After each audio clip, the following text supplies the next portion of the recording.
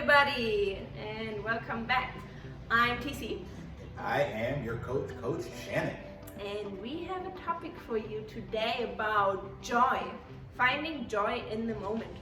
Exactly. So to start, you have to identify or define what joy, happiness, bliss, whatever that means for you.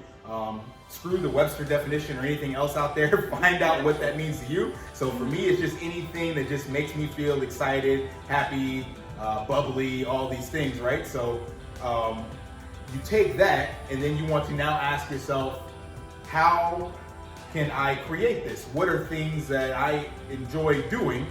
Enjoy, right? What are activities or whatever that help create this feeling within myself? Because what we want to get to, which is going to come up later, is that ultimately you are responsible for your joy, right? So no one else can make you happy. This is something you have to decide for yourself and then have to learn how to cultivate.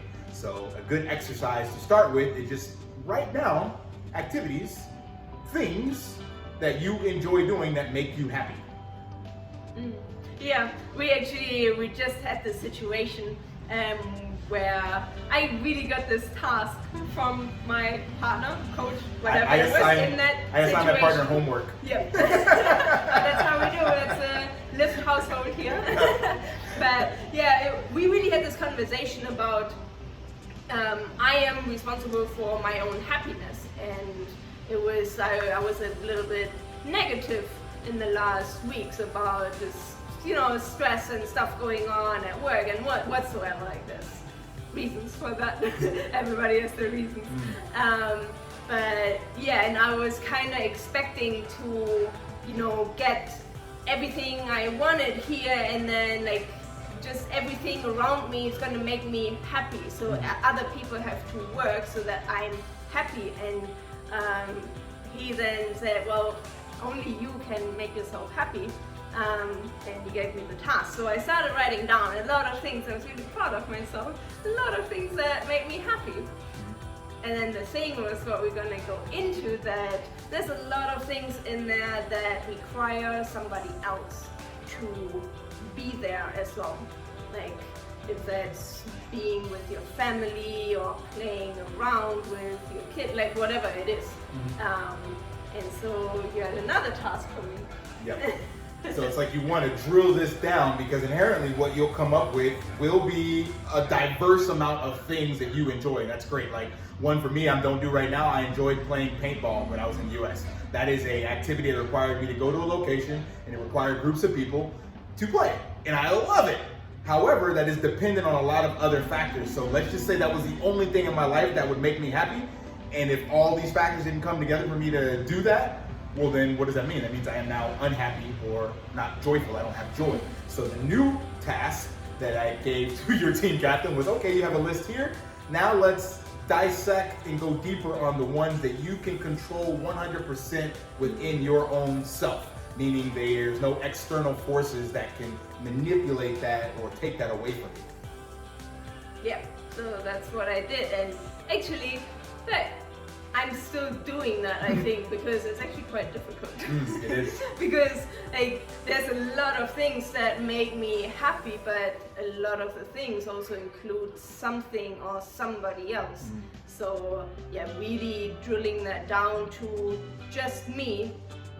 How can I make myself happy without anything else? But super important. So it's really about digging deep into yourself and just trying to understand yourself better. Right. Because at the end of the day, as we said, this is all about you and your personal journey in trying to develop your own level of happiness and enjoyment.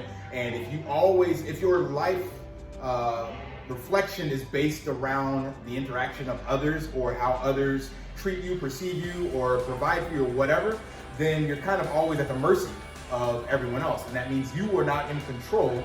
And as a lifter, we like to say we are in control of our own life, and we have these choices and responsibility to ourselves to create that within ourselves. So that just means finding these things, and yeah, there are going to be some things that are independent of others, especially if you have a spouse or children and all this stuff like that. They're going to be tied together for sure.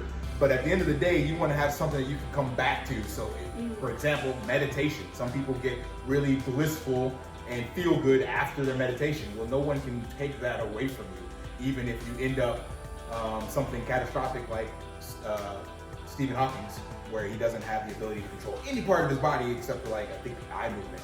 He can still, as his mind, he can still meditate, right? So no one can take that away from you until you are no longer of this earth. So for me, exercise is something that I really enjoy, and I like to do that on a daily basis. So if you take my gym away, I have my bands, and I will find a way to use those in my room. Even if it's only a space this big, I will find a way to get some form of energy exertion in the form of exercise, because that brings me joy, right? So what is that for you? Share some of that down below, drop some comments. Maybe other people have similar stuff like that. And then the goal from this exercise is to find out what it takes for you, but also to kind of expand that, and in this time, be able to share that socially via social media and things of that nature. There are all sorts of stuff that you can do together, even through social distancing, with the power of technology that we have right now. So you could sit with someone. There's, I think, the videos and stuff on Facebook where you can watch a video together. You know, you can watch a movie together, stream together, things of that nature. Could read together. You know, all sorts of stuff. So we just want to know from you, what brings you happiness? What brings you joy? Yep. All right. And until then, stay powerful. Lift daily. See you in the next video.